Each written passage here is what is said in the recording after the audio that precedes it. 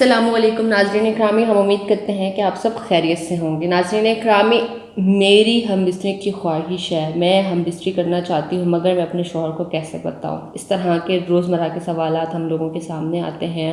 خواتین جو ہوتی ہیں وہ اپنی اظہار محبت نہیں کر پاتی ہیں، ان کو مباشرت کی طلب ہوتی ہے مگر وہ اپنے شوہر کو نہیں بتا پاتی ہیں، تو یہ بہت ہی زیادہ کمپلیکیٹڈ سچویشن ہو جاتی ہے۔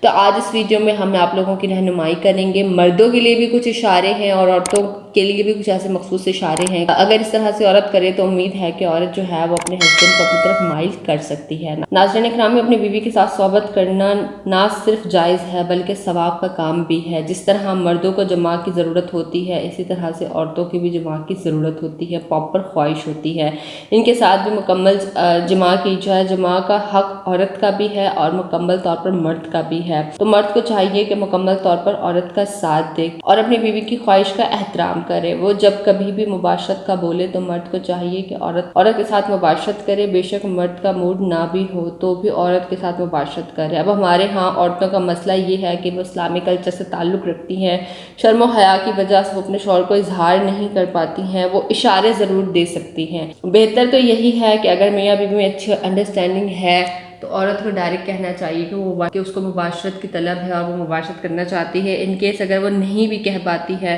تو عورت جو ہے وہ مخصوص اشارے کر دیتی ہے، جیسے پیار سے اپنے شوہر کو دیکھنا، خوشبو لگانا، شوہر کے قریب جانا۔ یہ مخصوص اشارے ہوتے ہیں جس سے مرد کو سمجھنا چاہیے کہ اس کی بیوی مباشرت کرنا چاہتی ہے۔